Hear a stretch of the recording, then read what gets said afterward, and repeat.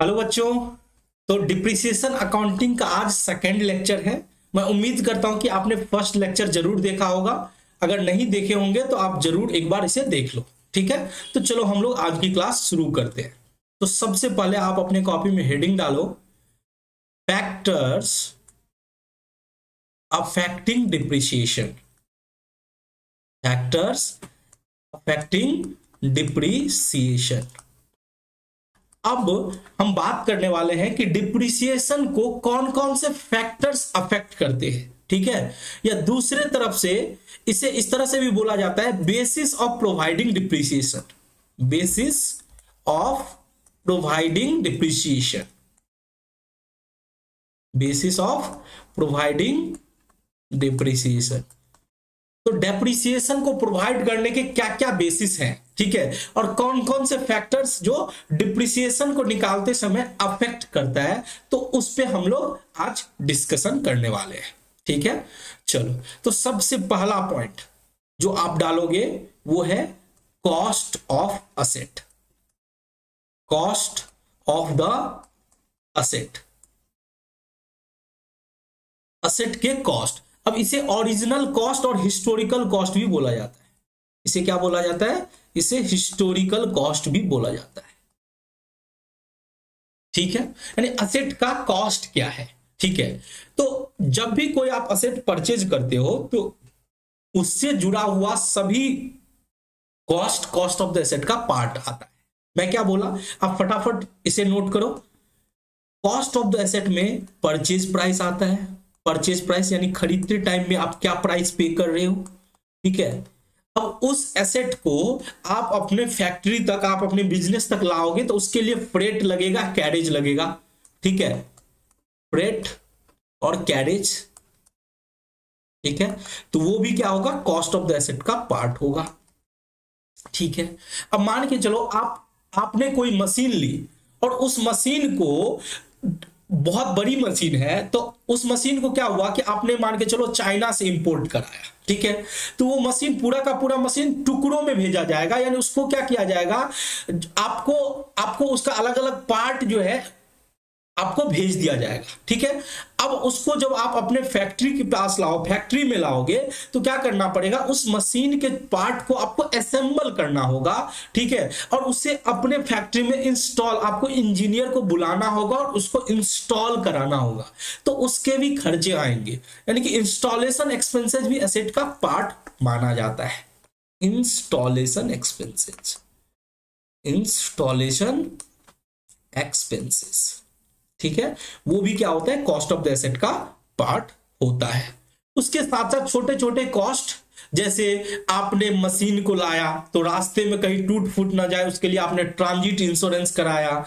मान के चलो आपने सेकेंड हैंड मशीन खरीदी तो उसको आपको रिपेयर कराना पड़ा, तो कॉस्ट ऑफ द एसेट में वो रिपेयरिंग भी उस एसेट का पार्ट माना जाएगा। तो अदर कॉस्ट भी आप लिख सकते हो।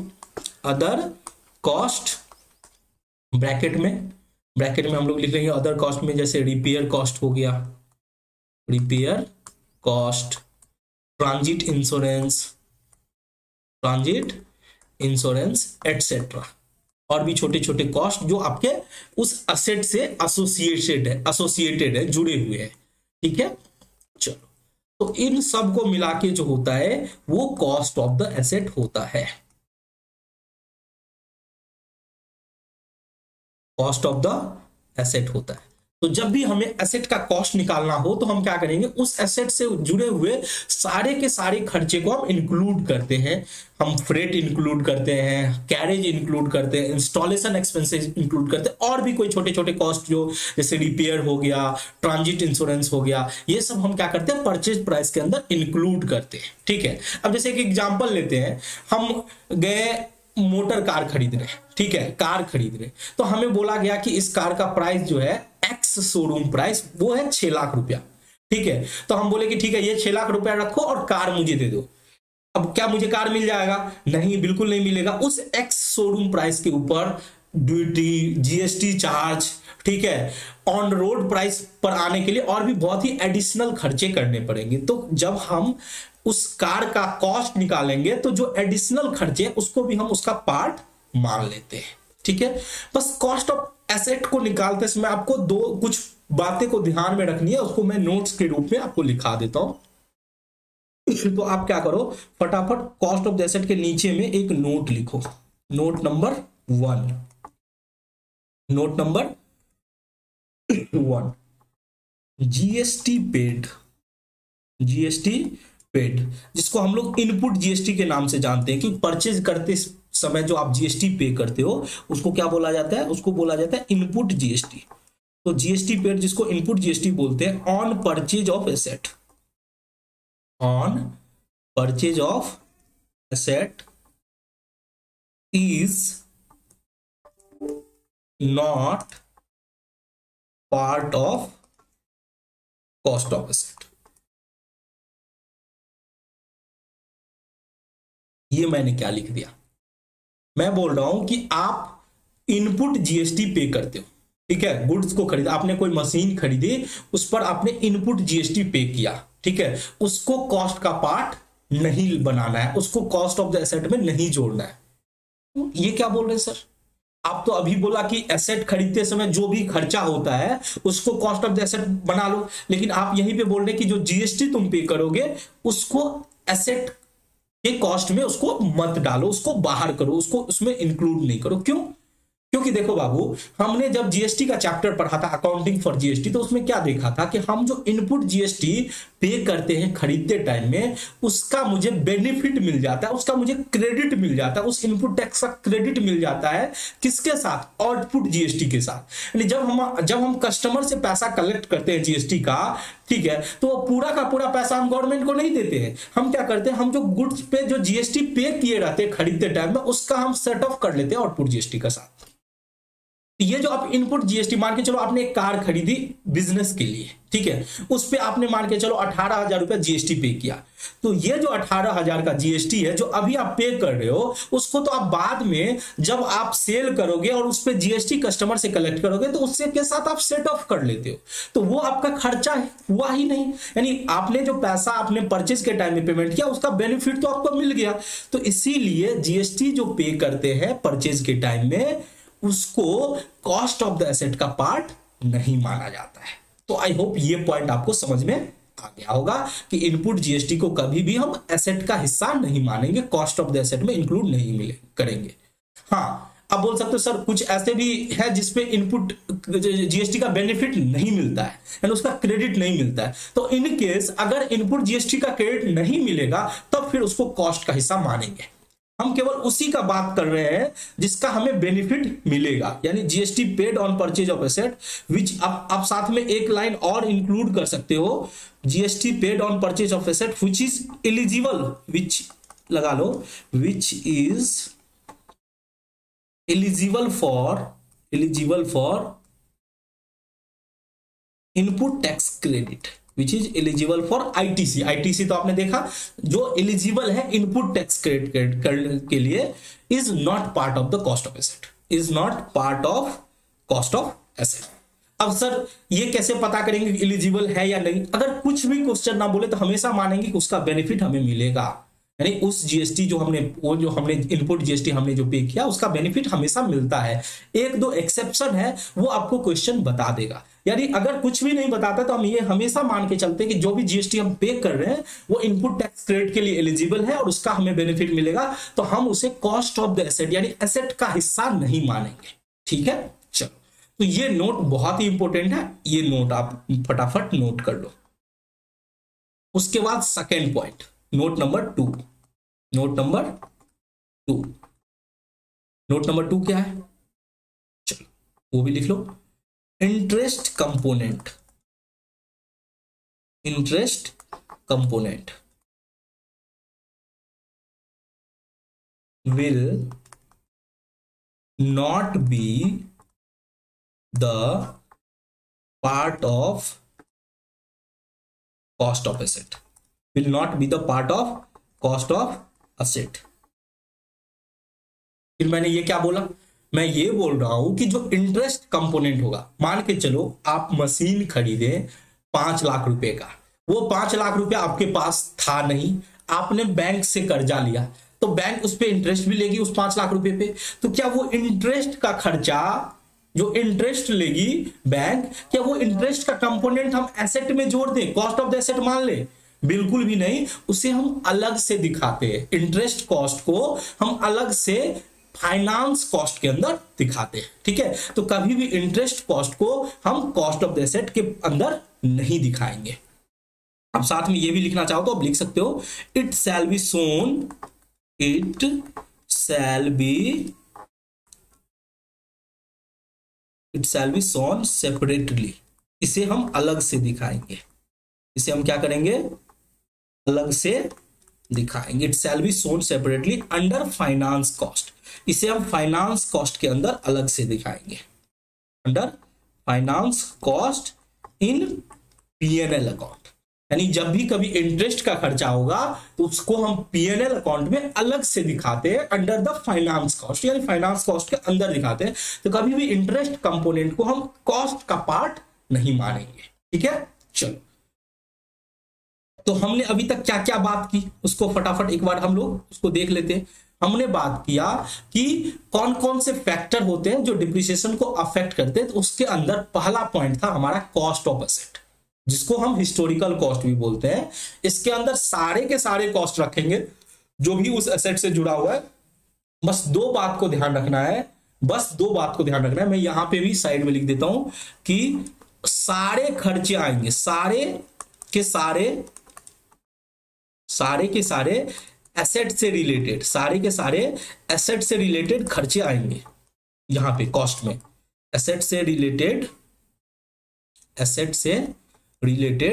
खर्चे आएंगे, से रिलेटेड खर्चे आएंगे। कौन कौन सा नहीं आएगा? एक्सेप्ट जीएसटी पेड, जो हमने जीएसटी पे किया है वो नहीं आएगा, and interest cost. GST paid और इंटरेस्ट कॉस्ट को छोड़ के बाकी अगर कोई आपने खर्चा किया है उस एसेट के ऊपर खरीदते टाइम, तो वो कॉस्ट ऑफ द एसेट का पार्ट माना जाता है। चलो, एक एग्जांपल फटाफट आप लोग कर लो साथ में। एग्जांपल मान के चलो, हमने एक मशीन परचेज किया। हमने क्या किया? एक मशीन परचेज किया 1 लाख रुपीज का। मशीन कितने का परचेज किया? 1 लाख रुपए का, ठीक है। अब उस मशीन को अपने फैक्ट्री तक लाने का जो खर्चा था, फ्रेट था, जो भाड़ा था, वो था 10,000 रुपया। वो कितने का था? 10,000 रुपया हमें उस मशीन को अपने घर तक लाने में भाड़ा लग गया। उस मशीन को इंस्टॉल कराए, उस मशीन को अपने फैक्ट्री में इंस्टॉल कराए, तो उसका इंस्टॉलेशन का खर्चा अलग से लगा। मान के चलो वो 5,000 रुपया लग गया, ठीक है। अब उस मशीन को जो हमने खरीदा उस पे हमने जीएसटी पे किया। उस मशीन को जो खरीदा उसमें हमने क्या किया? जीएसटी पे किया, जीएसटी पे किया। मान के चलो जीएसटी में हमने सीजीएसटी 6,000, एसजीएसटी 6,000, ठीक है। तो कुल मिला के हमने 12,000 रुपया जीएसटी पे खर्चा किया, ठीक है। हमने रास्ते में टूट फूट ना जाए, चोरी ना हो जाए मशीन, ठीक है, इसीलिए हमने रास्ते के लिए इंश्योरेंस करा लिया। उसको बोलते हैं ट्रांजिट इंश्योरेंस। ट्रांजिट को हिंदी में बोला जाता है रास्ते में, ठीक है। तो रास्ते के लिए हमने ट्रांजिट इंश्योरेंस करा लिया। मान के चलो उस पे भी हमने 5,000 रुपया खर्चे किए। ट्रांजिट इंश्योरेंस पे हमने कितना किया? 5,000 रुपया खर्चा किया, ठीक है। अब बात कर लेते हैं इंटरेस्ट पे किए। इंटरेस्ट पे किए लोन के ऊपर, loan, interest paid on loan जो लिया गया है, taken for purchase of machine, taken for purchase of machine, यानी मशीन को खरीदने के लिए लोन लिए और उस पर इंटरेस्ट पे किए हैं। मान के चलो 2,500 रुपया, 2,500, ठीक है। चलो, हमको बोला जा रहा है कैलकुलेट करो कॉस्ट ऑफ मशीन। क्या हमको बोला जा रहा है? कैलकुलेट करो cost of machine, calculate cost of machine. तो सर कॉस्ट ऑफ मशीन में तो आपने बोला कि सारा का सारा खर्चा, ठीक है, सारा का सारा खर्चा हम लोग लेंगे, सिवाय ध्यान रखना है जीएसटी पे को नहीं इंक्लूड करना है। जीएसटी पे को include, not to be included, not to be included, इसको नहीं करेंगे इंक्लूड। क्यों नहीं करेंगे? क्योंकि सर इसका फायदा हमें, इसका बेनिफिट हमें आउटपुट जीएसटी पे करते टाइम में मिल जाता है, ठीक है। और इसको भी इंक्लूड नहीं करेंगे, ये जो आपका इंटरेस्ट पे है इसको भी इंक्लूड नहीं करेंगे। क्यों नहीं इंक्लूड करेंगे? क्योंकि सर इसे अलग से हमें पीएनएल अकाउंट में फाइनेंस कॉस्ट के अंडर दिखाना होता है, ठीक है। तो हम कैसे निकालेंगे कॉस्ट ऑफ मशीन, इसका सॉल्यूशन देखो। तो बात करते हैं सॉल्यूशन। तो कॉस्ट ऑफ मशीन में क्या क्या आएगा सर? एक तो परचेज प्राइस आ जाएगा, एक क्या आ जाएगा? परचेज प्राइस, जो कि 1,00,000 रुपया है, ठीक है। फ्रेट आ जाएगा सर, भाड़ा, फ्रेट आ जाएगा, कितने की है? 10,000 की सर। चलो उसके बाद सर इंस्टॉलेशन एक्सपेंसेस, ये भी तो आप इंक्लूड करोगे खर्चा में। इंस्टॉलेशन एक्सपेंसेस 5,000 रुपये, ठीक है सर। जीएसटी पे तो नहीं आएगा। ट्रांजिट इंश्योरेंस इंक्लूड कर लेंगे, ट्रांजिट इंश्योरेंस इंक्लूड कर लेंगे, कितने का सर? ट्रांजिट इंश्योरेंस 5,000 का, ठीक है। ट्रांजिट इंश्योरेंस कितना था? 5,000 का, ठीक है। इंश्योरेंस इंटरेस्ट जो पे किए हैं सर वो उसको इंक्लूड नहीं करेंगे, क्योंकि वो भी जो है कॉस्ट ऑफ एसेट का पार्ट नहीं होगा, ठीक है। तो अब इसको टोटल कर लो, ये हमारा क्या आएगा? ये हमारा आएगा सर कॉस्ट ऑफ मशीन। ये क्या आ जाएगा? Cost of machine. मशीन का प्राइस कितना हो जाएगा? 1,20,000 रुपीज, 1,20,000। तो इस तरह से हम किसी भी एसेट का कॉस्ट निकालेंगे। चलो अब आप लोग सेकेंड पॉइंट हेडिंग डालो, estimated useful life of an asset. Estimated useful life of an asset, यानी ये सेकेंड पॉइंट है। किसका? सेकेंड पॉइंट है फैक्टर अफेक्टिंग डिप्रिसिएशन, यानी कि कौन कौन से फैक्टर हैं जो डिप्रिसिएशन को अफेक्ट करते हैं, उसका ये सेकेंड पॉइंट है, ठीक है। सेकेंड पॉइंट क्या है? पहला तो कॉस्ट ऑफ मशीन था, कॉस्ट ऑफ एसेट था, और दूसरा है estimated useful life of an asset, किसी भी एसेट का एस्टिमेटेड यूजफुल लाइफ। अब जरा सोचो, इसको एक एग्जांपल के थ्रू हम लोग समझने की कोशिश करते हैं। मान के चलते कि हमने एक मशीन खरीदा, हमने एक मशीन परचेज की, ठीक है। हमने एक मशीन परचेज की। अब मुझे लगता है और हमारी टीम को लगता है, हमारे मैनेजमेंट को लगता है कि ये एसेट कम से कम 5 साल चलेगी, ये एसेट कम से कम 5 साल तो चलेगी। तो हमको ये एस्टिमेट करना पड़ता है। ये अब एक्चुअल नहीं है कि हो सकता है ये एसेट 6 साल चले, हो सकता है ये 4 साल ही चले, ठीक है। तो ये 5 ईयर हमने एस्टिमेट किया, एक अंदाजा लगाया कि इस एसेट को, इस मशीन को हम 5 साल चलाएंगे। तो हमने शुरुआत में ही एक अंदाजा लगाया कि हम 5 साल चलाएंगे, 5 साल चलाएंगे, ठीक है। अब ये जो है जजमेंट के आधार पे, एस्टिमेट के आधार पे ये तय किया जाता है कि उस एसेट की लाइफ, और कंपेयर किया जाता है कि इंडस्ट्री में इस एसेट का यूजफुल लाइफ क्या है, उसके बेसिस पे ये एक एस्टिमेट तैयार किया जाता है कि ये कितने साल चलेगी। आपके लिए तो कोई टेंशन नहीं है, क्योंकि आपको क्वेश्चन में दिया रहेगा, आपको क्वेश्चन में दिया रहेगा कि किसी भी एसेट का जो है यूजफुल लाइफ कितना है, ठीक है। तो चलो फटाफट एक लाइन में आप नोट कर लो, एस्टिमेटेड यूजफुल लाइफ क्या होता है। Estimated useful life means period of time, यानी कितने समय, period of time for which asset is expected to be used, asset is expected to be used। Estimated useful life का मतलब क्या हुआ? कितने समय एसेट को यूज किया जाएगा, ये लेकिन हम एस्टिमेट करते हैं, एक्चुअल नहीं पता चल सकता है। तो शुरुआत में ही आपको बता दिया जाएगा कि इस एसेट की एस्टिमेटेड लाइफ कितना है। चलो अब आप लोग थर्ड पॉइंट डालो। थर्ड पॉइंट क्या है? Estimated residual value, estimated residual value. Residual value को ही स्क्रैप वैल्यू भी बोला जाता है, रिसीडुअल वैल्यू को ही क्या बोला जाता है? स्क्रैप वैल्यू भी बोला जाता है, और इसी को सैल्वेज वैल्यू भी बोला जाता है, इसी को सैल्वेज भी बोला जाता है, ठीक है। तो हमने 3 पॉइंट करी। एक तो बताया कॉस्ट ऑफ एसेट, कौन कौन से फैक्टर है जो डिप्रिसिएशन को अफेक्ट करता है। एक तो हमने बताया cost of asset. Cost of asset में मैंने बोला कि सारे के सारे कॉस्ट इंक्लूड होते हैं, सिवाय आपको ध्यान रखना है कि जीएसटी पेड और इंटरेस्ट का खर्चा, ये दोनों आप इंक्लूड नहीं करोगे। दूसरा हमने बात की एस्टिमेटेड यूजफुल लाइफ। तो एस्टिमेटेड यूजफुल लाइफ तो वो क्या होता है, मैनेजमेंट शुरुआत में ही एक एस्टिमेट लगाता है कि हमारा एसेट इतने साल तक चलेगा। अब थर्ड पॉइंट की बात करें, estimated residual value, scrap value, ये क्या होता है। चलो मान के चलो हमने मशीन खरीदी, हमने एक मशीन खरीदी, परचेज करी, मान के चलो उसका जो कॉस्ट है, सारा का सारा खर्चा मिला के उसका कॉस्ट आया है मान के चलो 5 लाख रुपया। ठीक है, हमने अंदाजा लगाया कि ये मशीन तो 5 साल चलेगा।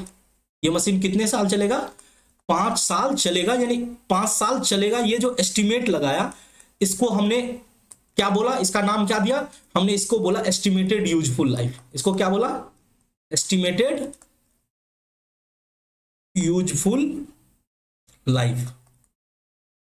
और ये क्या था, कॉस्ट था, यानी कॉस्ट ऑफ मशीन 5 लाख है। हमने सोचा, हमने ये अनुमान लगाया कि ये मशीन 5 साल चलेगी। अब बताओ 5 साल के अंत में, यानी जब हम 5th ईयर पे पहुंचेंगे, हम जब 5th ईयर पे पहुंचेंगे तो बताओ क्या उस मशीन की कुछ वैल्यू रहेगी या उस मशीन की वैल्यू 0 हो जाएगी। यानी जब 5th ईयर पे हम जब पहुंचेंगे तो इस मशीन की कुछ वैल्यू होगी या नहीं होगी।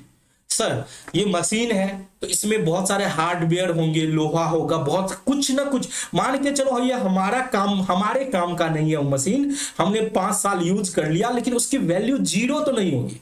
जैसे आप एग्जांपल लो, आप अपने घर के टीवी का, आपने टीवी खरीदा, आपने उसे 10 साल चलाया, लेकिन क्या 10 साल में मान के चलो आपका वो टीवी पुराना हो गया, अब वो आपके काम का नहीं है, तो क्या उसका वैल्यू 0 होगा या कुछ ना कुछ वैल्यू होगा। हाँ सर, इसको अगर हम स्क्रैप में भी बेच दे तब भी हमको कुछ पैसा आ जाएगा लोहे लक्कर का। तो वैसे ही अगर कोई एसेट है जिसको आपने यूज कर लिया और उसको बेचते हैं, ठीक है, आपके यूज होने के बाद, तो अंत में जो कुछ वैल्यू देके जाता है उसी को बोला जाता है रिसीडुअल वैल्यू और स्क्रैप वैल्यू। इसी को क्या बोला था, 5th ईयर में आपको जो वैल्यू रहता है एसेट का उसको बोला जाता है रिसीडुअल वैल्यू। ठीक है, उसी को स्क्रैप वैल्यू भी बोला जाता है, उसी को सैल्वेज भी बोला जाता है। सब एक ही है। जैसे मान के चलो आपका घर का नाम मोनू है और स्कूल में आपका नाम राजू रखा गया है, बट आप दोनों तो आप ही हो। ठीक है, उसी तरह से रिसीडुअल वैल्यू को भी स्क्रैप वैल्यू बोला जाता है, उसी को सैल्वेज बोला जाता है। मान के चलते हैं कि इस मशीन की सैल्वेज वैल्यू, और ये जो आपको एस्टिमेट करना होता है ऐसा, अब 5th ईयर तो आपको पता चलेगा, जब 5 साल आपने मशीन को यूज कर लिया तो आपको जब बेचने लगेंगे तो आपको पता चल जाएगा, लेकिन आपको शुरू में ही यह चीज डिटरमाइन करना होता है कि 5 साल के अंत में बेचेंगे तो क्या मिलेगा। तो ये आपको एस्टिमेट करना पड़ता है, ये आपको क्या करना पड़ता है, एस्टिमेट करना पड़ता है, यानी शुरू में ही पता लगाना पड़ता है कि चलो ये मशीन हमारी 5 साल की है, इसको हम 5 साल चलाएंगे, 5 साल के बाद इस मान के चलते कि एस्टिमेट किए कि ये 5,000 रुपया तो देके जाएगा, एस्टिमेट किए कि ये 5,000 तो रुपया देके जाएगा, तो ये जो 5,000 है यही क्या है, रेसिडुअल वैल्यू है। यानी कि हम अपना यूज कर लिए, यूज करने के बाद उस एसेट को बेचते हैं तो कितने में बिकेगा उसको बोला जाता है रेसिडुअल वैल्यू, उसी को बोला जाता है स्क्रैप वैल्यू, उसी को बोला जाता है सैल्वेज। चलो अब आप लोग 2 लाइन इसके बारे में थोड़ा नोट कर लो, रेसिडुअल वैल्यू क्या होता है। तो बोलते हैं residual value is an estimated, residual value is an estimated realisable value, यानी कितने में रिलाइज होगा, estimated realisable value of the asset, realisable value of the asset at the end of its estimated useful life, यानी हमारा जो use करने का जो उसका लाइफ है उस एसेट का, वो खत्म होने के बाद वो कितने में रिलाइज होगा, यानी कितने में बिकेगा, वही उसका रेसिडुअल वैल्यू कहलाता है, वही उसका स्क्रैप वैल्यू कहलाता है। ठीक है, अब यहां पे एक आपको फॉर्मूला बनता है जो आपको ध्यान में रखना है। ठीक है, हमारा एसेट का कॉस्ट ऑफ द एसेट, अब यहां पे हमारा कॉस्ट कितना था, मान के चलो हमारा एसेट का कॉस्ट था 5 लाख रुपया। ठीक है, और हमने स्क्रैप वैल्यू का कितना एस्टिमेट किया, 5,000 रुपया। तो इसमें से कॉस्ट ऑफ एसेट में से क्या होता है, लेस किया जाता है एस्टिमेटेड रिसीडुअल और स्क्रैप वैल्यू, एस्टिमेटेड रिसीडुअल और स्क्रैप वैल्यू। ठीक है, तो हमारे केस में कितना है सर, 5,000 रुपया हमारा एस्टिमेटेड रिसीडुअल वैल्यू है। तो जो निकल कर आता है, हमारे केस में कितना आया सर, 5 लाख में से 5,000 घटा दिया, इसको 5,000 थोड़ा कम हो गया क्योंकि 5 लाख की मशीन तो 50,000 में तो बिकी जाएगी, मान के चलो 50,000। तो हमारा जो वैल्यू होगा वो 4,50,000। अब ये जो 4,50,000 है, इसको पूरे उस मशीन के यानी 5 साल की जो लाइफ है, 5 साल में इस 4,50,000 को डिप्रिसिएट करना होता है, इसको राइट ऑफ करना होता है। इसको हम लोग बोल सकते हैं amount to be written off, यानी इसको बोलो तो इसको बोला जाएगा डिप्रिसिएबल अमाउंट। इसको क्या बोला जाएगा, डिप्रिसिएबल अमाउंट, इसको हम लोग बोलेंगे डिप्रिसिएबल अमाउंट। और यानी कि इसका मतलब हुआ, डिप्रिसिएबल अमाउंट का मतलब ही हुआ amount to be written off, यानी इस ये 4,50,000 को पूरे 5 साल में हमें इसको राइट ऑफ करना है, amount to be written off. तो हमने आज समझ लिया कि क्या होता है फैक्टर्स अफेक्टिंग द डिप्रिसिएशन, यानी कौन कौन से फैक्टर है, कौन कौन से बेसिस है जो डिप्रिसिएशन को अफेक्ट करते हैं। एक तो हमने कैसे एसेट का कॉस्ट निकालना है वो हमने सीखा, कॉस्ट ऑफ द एसेट निकालना सीखा। फिर हमने बात करी estimated useful life of asset, और थर्ड पॉइंट था एस्टिमेटेड रेसिडुअल वैल्यू और सैल्वेज, और एस्टिमेटेड रेसिडुअल वैल्यू और उसी को सैल्वेज भी बोला जाता है, ठीक है, और उसी को स्क्रैप वैल्यू भी बोला जाता है। ठीक है, चलो तो आज के क्लास में हम लोग इतना ही रखते हैं, फिर नेक्स्ट क्लास में हम लोग आगे के कॉन्सेप्ट को कंटिन्यू करने वाले हैं। तो मिलते हैं नेक्स्ट क्लास में, तब तक के लिए जय हिंद।